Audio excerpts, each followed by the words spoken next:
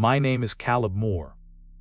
I was born in a town so small, the woods begin where the streetlights give up. One step past the last mailbox, and the trees take over. Everyone here grows up learning how to live beside the forest. We hunt there. We hike there. Some of us even disappear there. When I was a kid, the adults told stories about those woods. Not ghost stories. Rules. Simple things you weren't supposed to do. Paths you weren't supposed to take. Sounds you were never meant to answer. Most people laughed them off. Said they were meant to scare kids into staying close to home. But nobody laughs anymore. Because the woods don't just wait for you to get lost. They wait for you to forget the rules. And once you do, they start paying attention. In my town, the woods weren't scary. They were background noise. They were the dark shape beyond the football field lights on Friday nights. The place you passed on the drive home after a win. Or after a loss, when nobody talked much anyway. Friday nights meant packed bleachers, cheap hot dogs, and parents yelling too loud. Saturday mornings meant the diner on Main Street. Greasy plates. Burnt coffee. The same old men sitting in the same booths, arguing about weather and deer season like it mattered. Hunters went into the woods every fall. Bright orange vests. Coolers rattling in truck beds. They always came back muddy, tired, and smiling. Kids grew up playing between the trees. Building forts out of fallen branches. Carving their initials into bark they thought would last forever. The forest wasn't a threat. It was a routine. That's why nobody listened to the stories. The rules only came up when the old folks talked. Usually late in the diner, when the coffee had gone cold and the room smelled like bleach and regret. They'd lower their voices, lean in, and someone would always laugh. I laughed too. I thought the rules were just another way to scare kids into staying close to home. Another small-town myth meant to explain bad luck, or missing people. Because missing people were nothing new around here. Every few years, someone didn't come back from the woods. A hunter who slipped. A hiker who got turned around. A drunk kid who wandered too far after a bonfire. The sheriff would say the same thing every time. Exposure. Accident. Search called off due to weather. Life moved on. I worked part-time at the hardware store back then. Paint, nails, flashlights people bought and never returned. That's where I met Frank Holloway.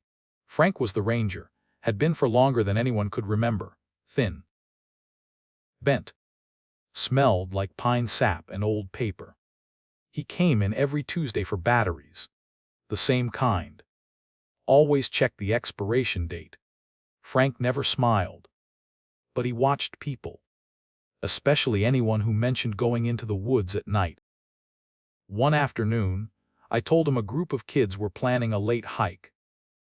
Just messing around, I said. Frank stopped at the counter. He looked at me like I'd said something dangerous without realizing it. They shouldn't do that, he said. Not angry, not loud, just certain. I laughed it off, said they'd be fine. Frank didn't argue. He just paid for his batteries and left. That night, a group of local guys headed into the woods. High school seniors, football players, kids who thought the forest belonged to them. They brought beer, flashlights, music blasting from a speaker that echoed between the trees. People heard them laughing well past midnight. Around 2 in the morning, the music stopped. Nobody thought much of it. The next day, one of the trails near town was blocked off. Just tape, no signs. Frank was there, standing too still. And for the first time, I noticed something strange. The woods were quiet. No birds. No wind. Just a silence that felt intentional. Like the forest was holding its breath. The woods don't go quiet by accident.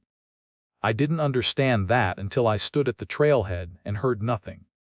No birds. No bugs. No wind working through the needles. Just stillness. The kind of quiet that isn't peaceful. The kind that makes you check your phone for a signal you already know you won't find. I told myself it was normal. Weather changes. Animals move. That's all. But my body didn't believe me. I could feel it in the way my shoulders stayed tense, in the way my breath sounded too loud, in the way my eyes kept flicking toward the tree line, like something was about to step out. The sheriff's trucks were parked near the tape. 2 deputies, boots in the mud, talking low. Frank Holloway stood a few yards back, hands in his coat pockets, staring into the woods like he was reading a sign nobody else could see. When I walked up, he didn't look at me right away. He just said, quiet as a prayer, "Don't go in." I tried to joke. I said, "They're just kids, Frank. They probably got drunk and fell asleep somewhere." Frank finally turned his head. His eyes were dull, not sad, not angry, just tired. "Kids don't make the woods quiet," he said. Then he looked away again, like the conversation was over. By noon, the town started doing what small towns always do. It turned fear into routine. The diner filled up with people pretending they were only there for lunch. Moms with anxious smiles. Dads acting tough. The football coach pacing, like he could run his way out of the problem. I sat at the counter and listened. They'll be fine. They probably just took the wrong fork. You know how it is out there. Someone laughed. Too loud. Too sharp. And then the bell above the diner door jingled, and a woman came in crying. One of the boys' mothers. Her face was blotchy. Hands shaking so bad she couldn't hold her phone steady. She kept saying one sentence over and over. "He called me last night." The room changed instantly. Like the air got heavier. The sheriff asked her what time. She swallowed hard. 2:13, she said. Exactly 2:13. Someone muttered, "That's when the music stopped." The mother nodded, tears pouring down her cheeks. "He said my name," she whispered. And then he said he was cold. Cold. It wasn't even freezing out. It was early fall. The kind of weather where the sun still feels warm if you stand in it long enough. The sheriff leaned closer. What else did he say? She stared at the table like the wood grain could give her answers. "He asked me to come get him," she said. And then she pressed a hand to her mouth. Her voice broke. "And then he started repeating me." Repeating. The deputy beside the sheriff frowned. "Repeating you how?" The mother swallowed again. I said, "Where are you?" she whispered. And he said, "Where are you?" A pause. A long one. I said, "Are you hurt?" She continued. And he said, "Are you hurt?" Her eyes lifted, glassy and terrified. And then I heard breathing. Not his. Something else. No one spoke for a moment. Even the cook stopped moving behind the grill. That was the first time I felt it. Not fear of the woods. Fear of the idea that the woods could listen. The sheriff cleared his throat like he could scrape the tension out of the room. He told everyone they were starting a search. That it was probably a prank. That the boy was scared and confused. But when he said prank, Frank Holloway stood up from his booth. His chair scraped the floor. The sound made everyone flinch. "It's not a prank," Frank said. And this time, he didn't sound tired. He sounded certain. I followed him outside after that. The parking lot smelled like rain on hot asphalt. The sky had gone dull, the way it does before a storm that never quite arrives. Frank walked to his old Ranger truck, opened the bed, and pulled out a folded board. Weathered, splintered. The corners rounded from years of being handled. He held it like it mattered. I recognized it.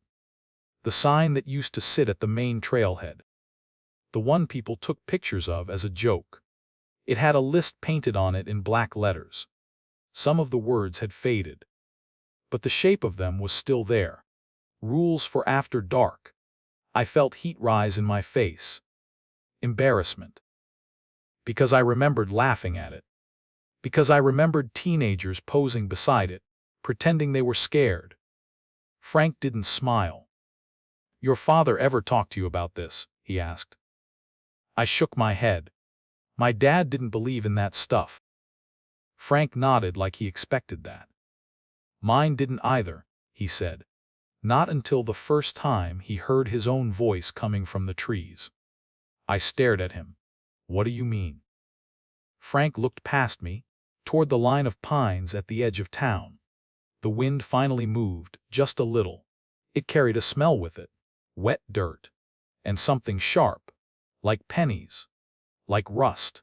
Like old metal left in rain. I tasted it at the back of my throat. Frank's voice dropped.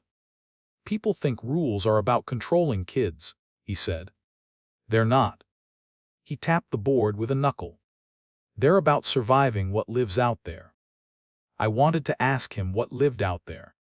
I wanted to laugh again, to shove the fear away with humor like everyone else. But I couldn't. Because the smell got stronger. And behind the pines, deep enough that the shadows stayed dark even in daylight, something shifted. Not a shape I could name. Just movement. A slight sway that didn't match the wind. My skin tightened. Gooseflesh crawling up my arms. Frank didn't move. He just watched, like he was waiting for me to notice what he already knew. Then, from somewhere inside the woods, I heard it. A voice. Faint. Too far to be clear. But familiar enough to make my stomach drop. It sounded like my best friend, Tyler. Tyler who'd moved away years ago. Tyler who hadn't been back since graduation. "Caleb," the voice said. Just once. My mouth went dry. My heart kicked hard against my ribs. Because there was no way it was Tyler. No way he was out there. No way he even knew I was standing here. I took a step forward without thinking. Frank's hand snapped out and grabbed my wrist. Strong fingers. Cold grip.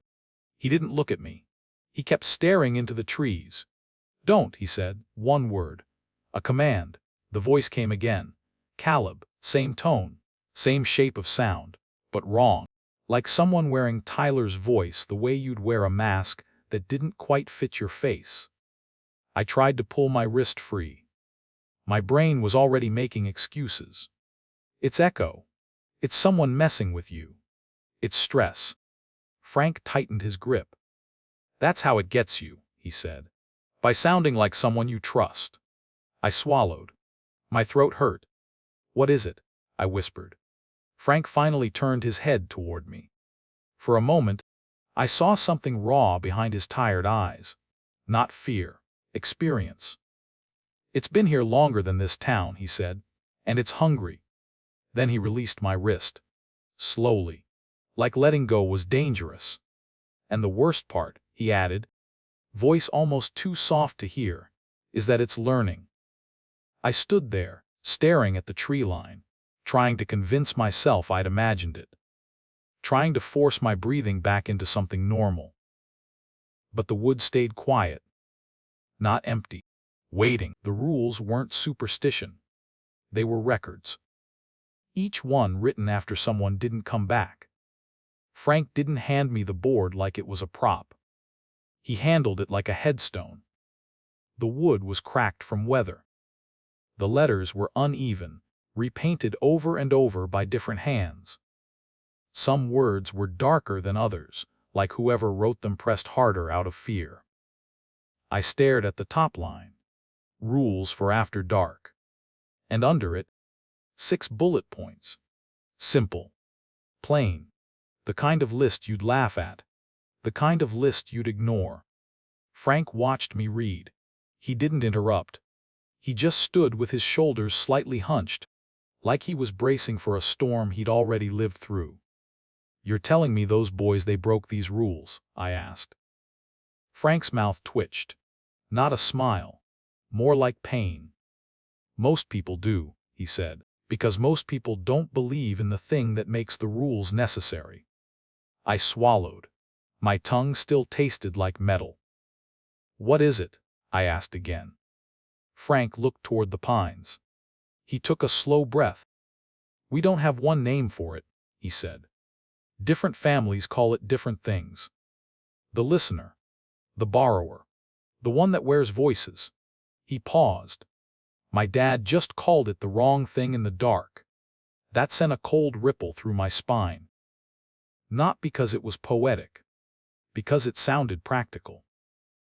Like something you'd say after you'd seen it and survived. Frank pointed at the first rule. Rule 3. Don't look for missing people after sunset. "That's just common sense," I said. I heard my voice shake. I hated it. Frank's expression didn't change. "Common sense gets people killed," he said. "Because it makes you feel smart while you do something stupid." He told me about a teenager named Mason Pike. Local kid. Good grades. Nice smile. The kind of kid who'd help his neighbors shovel snow. Mason went missing after a bonfire near the ridge. His friends swore he'd only stepped away to pee 5 minutes. 10. Then nothing. Everyone searched until the sun dipped behind the hills. The sheriff ordered them out, said they'd continue in the morning. Mason's older brother didn't listen. He went back in with a flashlight and a baseball bat. Because grief makes you brave in the dumbest ways. Frank said the brother was found at dawn. Alive. Sitting at the edge of the trail with his back against a tree. Eyes wide open, mouth moving. He was whispering, over and over, "I found him. I found him. I found him." But there was no Mason. Not anywhere. The brother couldn't explain what happened. Not at first.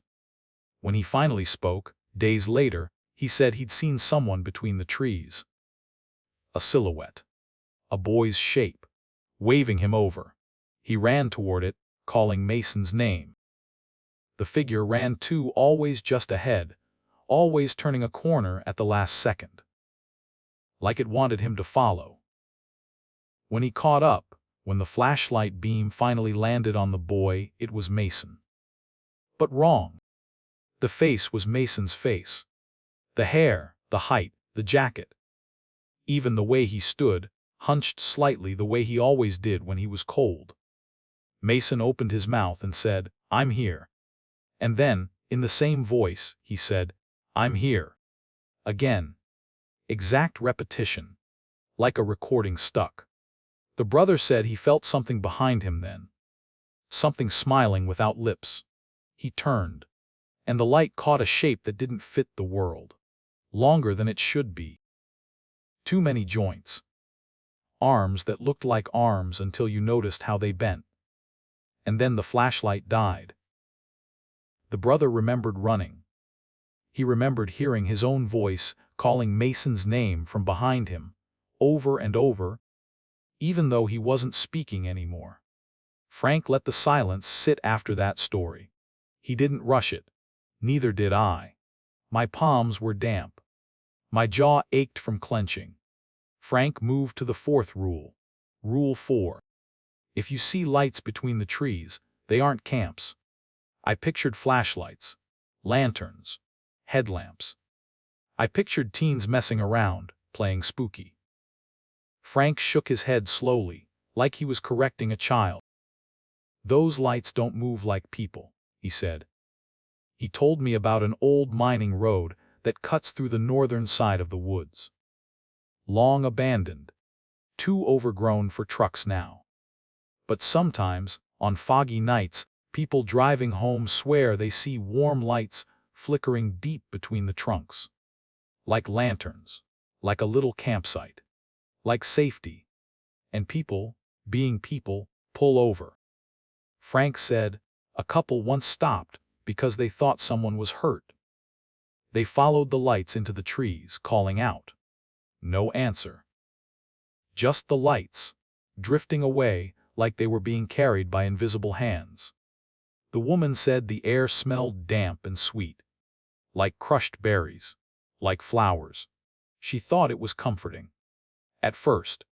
Then she realized the lights were leading them off the path. Not toward a clearing, not toward a camp. Deeper. The man called out again. "Hello!" And the woods answered, softly, "Hello."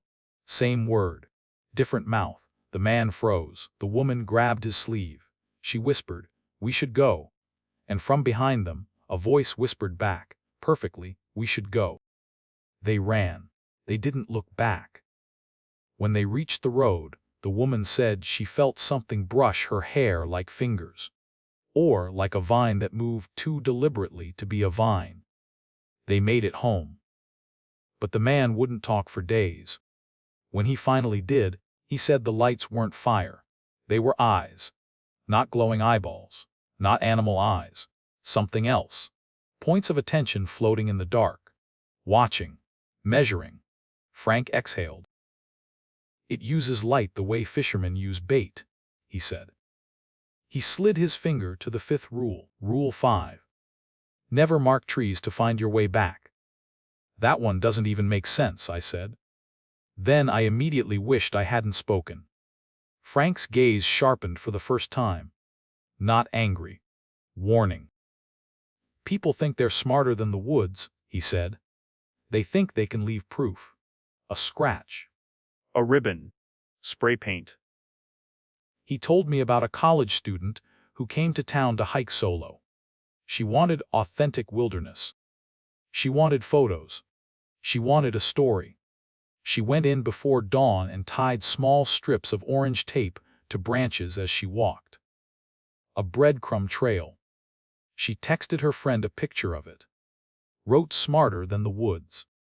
By afternoon, she realized she was looping. Same stump. Same fallen log. Same boulder with moss shaped like a hand. She found one of her orange ribbons and felt relief. She was on track. Then she saw another ribbon 10 feet away. Then another. Then another. Too many. Her trail had multiplied. Her neat little breadcrumbs had become a net. She started walking faster. Then running. When search teams found her the next day, she was alive. Barefoot. Bloody feet. Tape wrapped around her wrists like bracelets. She kept repeating, "It helped me. It helped me." Frank said she couldn't explain why there were more ribbons. But one of the searchers noticed something else. The ribbons weren't tied the way she'd tied them. Some were knotted wrong. Some were twisted like a child's hands had tried to copy the motion and failed. And in a few places, the tape had been wrapped around tree trunks like bandages. Like whatever did it had watched her make a mark and tried to make its own. Frank's voice dropped lower. "It watches how you navigate," he said. "How you talk. How you signal. How you comfort yourself. It copies." My stomach churned. Frank moved to the sixth rule. Rule 6. If the forest smells sweet, leave immediately. I remembered the smell earlier. Wet dirt and metal. But this was different. Swank nodded, like he'd read my mind. "Not candy sweet," he said. "Rot sweet." He told me the sweetest smell he ever noticed was on a night when he was young and stupid and convinced himself rules were for other people. He and a friend went into the woods after dark with a 6-pack and a flashlight. They wanted to see the old mine entrance. They wanted to prove the stories were just stories. Halfway there, the air changed. The wind carried a scent like flowers left in a hot car. Like fruit turning soft. Like something trying to smell alive when it wasn't. His friend said, "That's weird." And the woods repeated, gently, "That's weird." Frank said they froze. Not because of the repetition. Because of where it came from. Not deep in the forest. Right beside them. In the space between two trunks where a person could stand if a person was there. Frank swung the flashlight toward it. The beam landed on a suggestion. Not a body. Not fur. Not skin. More like the outline of a man made from shadow and breath. Like fog shaped into shoulders. Like darkness wearing height. And within it, faint points of light, blinking slowly. Like eyes learning how to be eyes. Frank's friend screamed and ran. Frank ran after him. Behind them, the voice followed, not shouting, not angry. Just calling, using their own words, using their own fear. They made it to the edge of the woods. Frank's friend didn't stop running until he hit the road. And then he stopped. Mid-step. Like someone had pulled the plug on his body. He turned his head slowly toward the trees and said, in a voice that wasn't his, "Frank." Frank said his blood went cold. Because the voice wasn't calling him from the woods. It was coming from his friend's mouth. His friend smiled. A real smile. A human smile. But his eyes looked wrong. Like they weren't focused on anything in this world. Frank grabbed him and slapped him hard. Once. Twice. His friend blinked. The smile vanished. He started sobbing like a child. And for the rest of the night, he kept repeating, "It was in me. It was in me." Frank looked at me when he finished. "That smell means it's close enough to touch you," he said. "Close enough to try you on." I felt my stomach drop. "Try you on?" Frank nodded. "It doesn't just want you lost," he said. "It wants you usable." He let that sit in the air. Then he added, quieter, "It isn't fully physical. Not like us. Not all the time." He tapped the board again. "But it can be. When it learns enough." The words in my head clicked into place. The calls, the repeating, the wrong voice, the lights in the trees, the too sweet smell. It wasn't haunting the woods. It was studying us, learning how to sound like us, how to lure like us, how to walk like us. And the missing boys from last night, football players who'd laughed at the rules, suddenly felt less like a search and rescue problem and more like a lesson. Frank folded the board and slid it back into his truck bed. "You want to help?" he asked. My throat was dry. But I nodded. Frank's eyes held mine for a beat. "Then you follow the rules," he said. "Even the ones that feel stupid." He climbed into the driver's seat. The engine turned over with a low rumble. And as we pulled away from the trailhead, I looked back at the tree line. The woods were still, not empty, watching, and somewhere deep inside them something had my friend's voice, saying my name the way you'd say a secret. Soft, patient, like it had all night. We went in just before sunset. Frank insisted on it. He said daylight didn't make the woods safe. It just made us harder to separate. The sheriff gave us 2 radios and a deputy named Rourke. Rourke was young. Clean uniform. Hands that kept checking his holster like the weight of the gun was comfort. And then there was Jonah Hayes. Jonah was one of the football boys' older cousins. Big shoulders. Bright eyes that didn't know how to sit still. He wore confidence like a jacket, even when it didn't fit the weather. He kept saying the same thing on the drive. "We'll find them. People get lost. That's it." Frank didn't answer. He stared out the window, listening to the engine hum like it might warn him if something was wrong. I tried to keep my mind on practical things. Footprints. Phone pings. Search grid. Anything that sounded normal. But the closer we got to the trailhead, the more the air changed. Not colder. Just heavier. Like the woods had its own pressure system. We parked where the tape still fluttered. The sun was low enough to turn the tops of the pines orange. But beneath them, the shadows were already swallowing light. Frank opened the truck bed and pulled out the board again. He held it up like a captain reading orders before a shipwreck. "We follow this," he said. "No exceptions." Jonah rolled his eyes. Not dramatically. Just enough to show he thought the rules were for someone else. Rourke asked, "We really doing this?" Frank met his gaze. "Yes." I watched Jonah. His jaw flexed. He wanted to be the hero. He wanted to be the guy who didn't need a list. Frank handed me a radio. "Stay near me," he said. "And if you hear your name." He didn't finish the sentence. He didn't have to. We stepped under the trees. Immediately, the world changed. The noise from town didn't follow us in. No cars. No distant voices. Just our boots in damp leaves. And the quiet. The woods don't go quiet by accident. No birds. No bugs. Just stillness. Rourke spoke into the radio, testing it. "Unit 2 check." A half-second later, from somewhere deeper, the radio crackled and a voice answered. "Unit 2 check." Same words. Same rhythm. Wrong breath. Rourke froze. His eyes widened. He looked at Frank like he'd just watched a magic trick and didn't know whether to clap or run.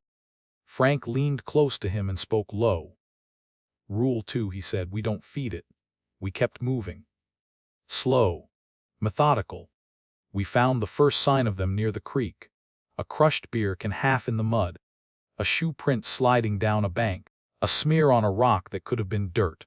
Or could have been something else." Jonah crouched beside it. His voice shook when he tried to hide it. "That's blood," he said. "Not much. Just a small dark stain. Cold realism. The kind of blood you'd get from a cut lip. Or a split knuckle." But it was enough to make Jonah's eyes harden. He stood up too fast. "We're close," he said. He raised his voice toward the trees. "Hey, Evan! Luke! You guys out here!" Frank snapped his head around. "Don't," he hissed. But Jonah had already done it. Rule 3, broken. Calling for missing people with the sun falling. The woods didn't answer right away. That was worse. We walked another 100 yards. The creek noise faded behind us. The forest thickened. Branches knit together overhead like ribs. Then the smell hit. Sweet. Not candy sweet. Not bakery sweet. Rot sweet. Like fruit left too long in a hot trunk. Like flowers wilting in a vase you forgot about. My stomach tightened. Frank stopped moving. "Out," he said. "Now. Sharp." But Jonah's head lifted. Eyes wide like he'd heard something beautiful. A light flickered between the trees. Warm. Soft. Golden. Jonah took one step toward it. Frank grabbed his jacket. "Rule 6, he said. "Leave." Jonah shrugged him off. Hard. "You don't get it," Jonah said. "That could be them. That could be a camp." Frank's voice turned steel. "Those aren't camps." Jonah took another step. The light drifted deeper. Not fast. Inviting. Jonah followed. I moved after him by instinct. To stop him. To pull him back. Frank's hand caught my shoulder. "Let him go and you'll both die," he said. That sentence stopped me like a wall. Jonah vanished between two trunks, swallowed by shadow and that warm, impossible glow. Rourke whispered, "Jonah!" And the woods whispered back, right beside us. "Jonah." Same word. Same tone. But with no human breath behind it. Frank turned his flashlight toward the sound. The beam cut through branches and fog, and for a moment it caught something that looked almost like a person. Almost. A silhouette. Standing too still. Head slightly tilted like it was listening. But the posture was wrong. The weight didn't settle on the feet the way a human would. It was as if the shape was suspended. As if gravity had to negotiate with it. Then it moved. Not a step. Not a walk. A glide. The person shifted sideways through the trees without bending branches. Without crunching leaves. Without making space for itself the way bodies have to. Rourke sucked in a breath. A sharp, panicked sound. And the shape paused. Like it had heard him. Like it liked that it had been noticed. From deeper inside the woods, Jonah's voice rang out. "Guys! Over here! I found them!" My heart leapt. Hope is stupid. Hope is how the woods eats you. Frank's face didn't change. "Rule 1, he said softly. "That's not Jonah."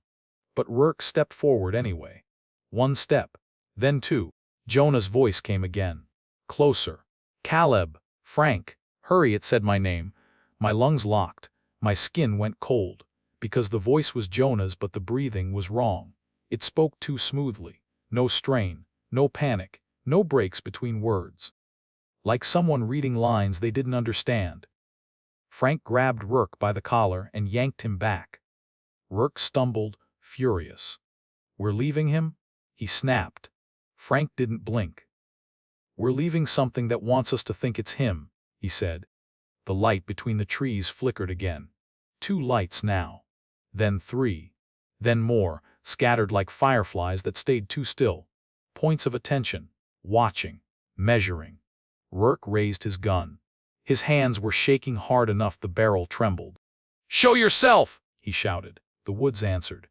"Show yourself!" Same words.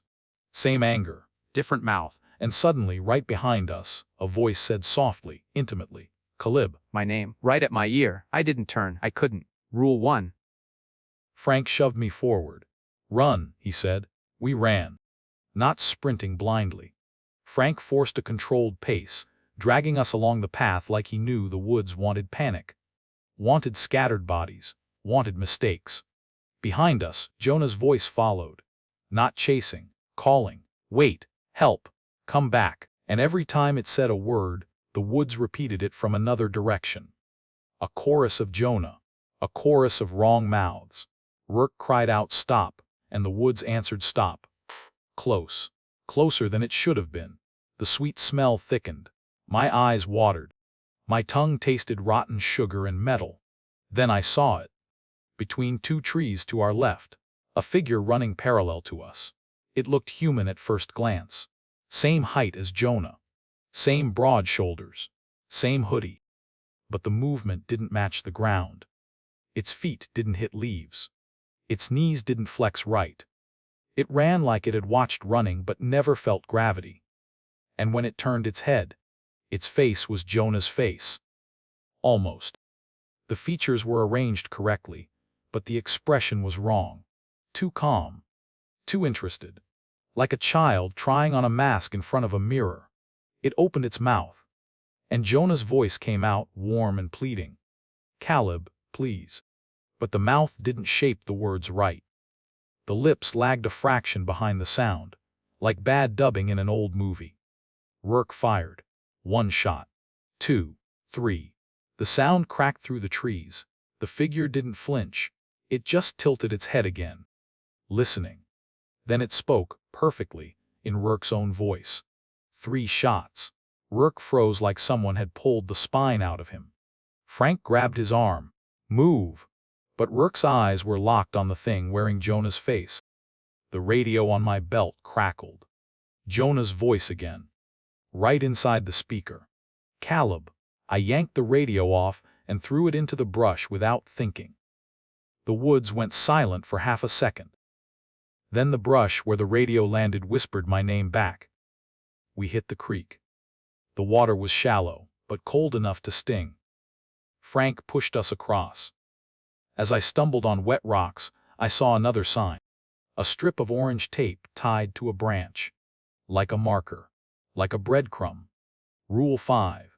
Broken by someone or something. Don't look at it, Frank snapped. Keep moving. Rourke's foot caught on a root and he went down hard. His gun slid into mud. He cursed. And in the trees behind him, his own voice repeated the curse. Perfectly. He stared at the darkness like it had just smiled at him. Frank hauled him up. We were almost out. I could see the thinning of trees ahead. The faint suggestion of road light beyond. Then Jonah's voice screamed real this time, raw and breaking. Help me? It came from deep, too deep. And Jonah, if it was Jonah, said something else right after. Quiet. A whisper. Frank. Frank, stop. Just for a beat. 1 heartbeat too long. Grief is a hook. The woods knows that. Rourke seized the moment. He yanked free and sprinted toward the voice. Jonah! He shouted. Frank lunged, trying to grab him, but he was too late. Rourke disappeared into the trees like the woods had been waiting with open hands. I ran after him without thinking. 2 steps. 3. Frank tackled me. Hard. We hit the ground. Leaves in my mouth. My shoulder burning. Frank's eyes were wild. Do you want to die? He hissed. I tried to push him off. Rourke. Frank shook his head. Rourke is gone, he said, because he thought he was smarter than a list. From the trees, Rourke's voice shouted, Mr. Holloway, over here! Then, half a second later, from a different direction, Mr. Holloway, over here! 2 Rourkes. 2 wrong echoes. Frank's face went pale. He didn't move. He didn't answer.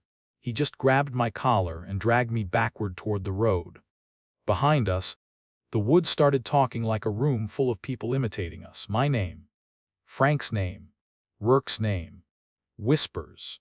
Requests. Please. All of them wrong. We burst out onto the trailhead. The tape fluttered. The road lights burned white and harsh. The world sounded normal again. Distant cars. a dog barking somewhere, the hum of town. But the sweet smell clung to my clothes, in my hair, in my throat. Frank didn't stop until we reached the truck. He slammed the door behind us and locked it like a lock could keep a concept out. For a long moment, neither of us spoke. Then Frank exhaled, shaking, not from fear, from restraint, from holding himself back from doing what grief demanded. He stared straight ahead. "It didn't chase us," he said. "It followed, like it already knew where we were going." I looked at the tree line. The last sliver of daylight was gone now, and between the trunks, far back where the shadows became one, a warm light flickered. Once, like a wink, we told the sheriff what happened. Not the version you'd put in a report. Not the version you'd say out loud in the diner, without people looking at you like you'd lost your mind. We told him the truth, as close to the truth as words could get. He listened. He nodded. He wrote things down. Then he did what adults in small towns always do when fear threatens to become real. He made it paperwork. Rourke was listed as missing in the line of duty. Search suspended due to unsafe conditions. The football boys were presumed lost. The county sent in a bigger team for 2 days. Dogs. Drones. Men with radios and bright vests. They searched the edges. They walked the safe trails. They shouted names into the trees like names were a rope. They found a few things. A torn sleeve caught on barbed briars. A phone cracked open against stone. A boot filled with rainwater. Cold evidence. No blood. No body. No explanation. And then, on the 3rd day, the sheriff stood in front of cameras and said the words people like to hear. We did everything we could. After that, the town started moving again. The diner reopened for the usual crowd. The football field lights clicked on Friday night like nothing had changed. Parents still shouted. Kids still laughed. Grief became a background hum. Just another noise in a town that didn't want to listen too closely. I expected the woods to feel different afterward. Like a place you could point at and say, "That's where it happened." But the woods didn't change. It didn't have to. It was still there, waiting at the edge of town the way it always had. Trees swallowing the last streetlight. Shadows beginning where certainty ended. Frank didn't come back to the diner after that night. He stopped buying batteries at my counter. Stopped answering his phone. I drove out to the ranger station once, a week later, and found his truck parked crooked like he'd arrived in a hurry. The door was unlocked. The radio inside was off.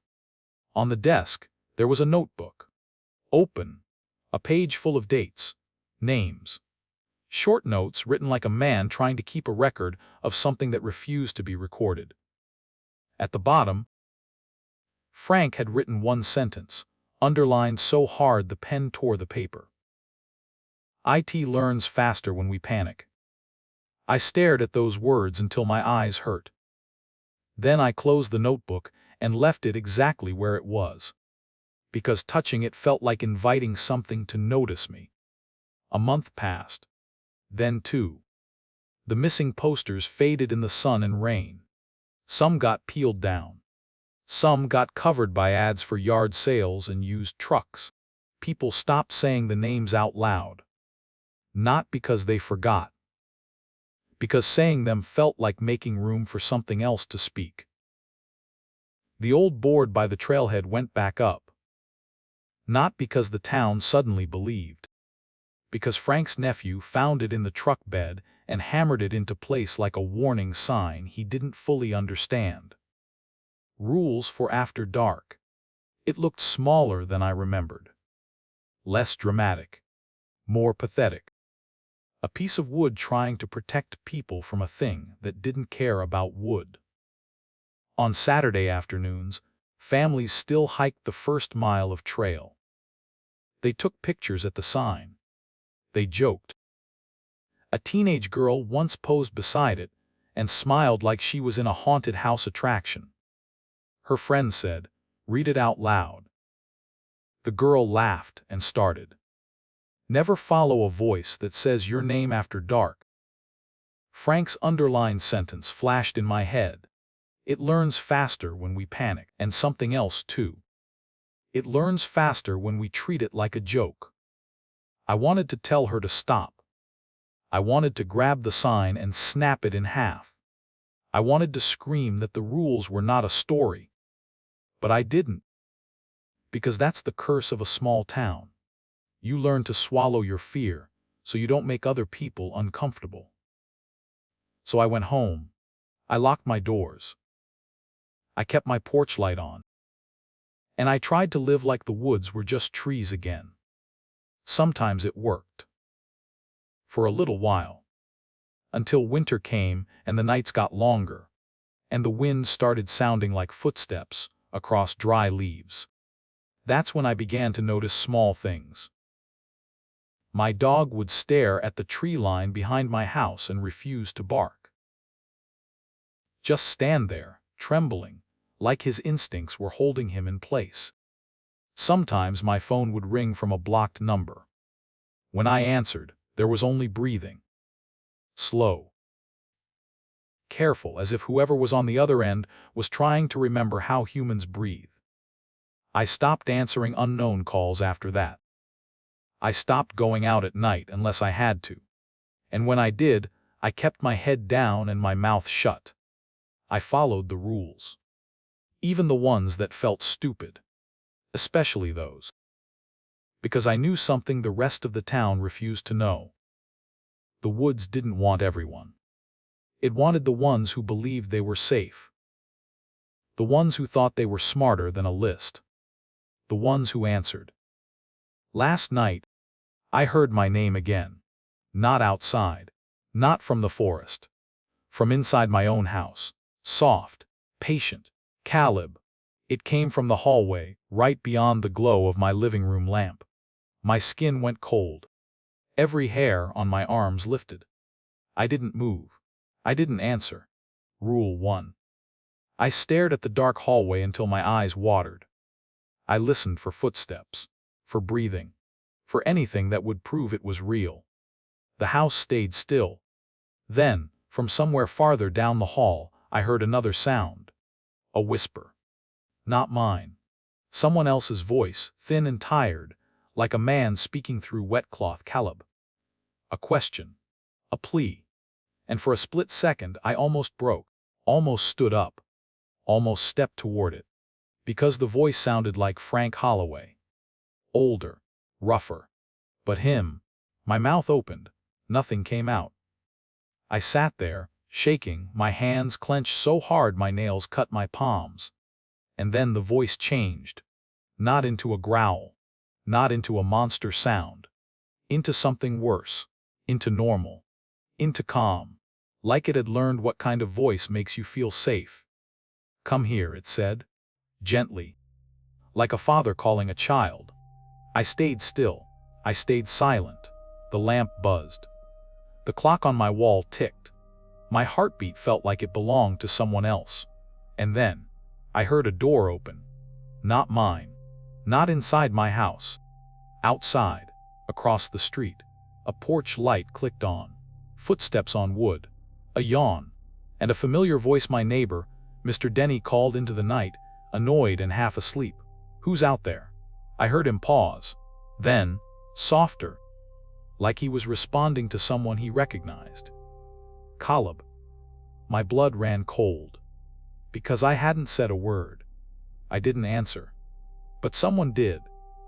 And a few seconds later, the woods behind the houses went perfectly quiet. No wind. No dogs.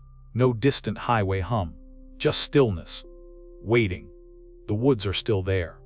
Kids still go missing. And the rules are still posted on the old board by the trailhead. Faded. Ignored. I heard my name again last night. I didn't answer. But someone did.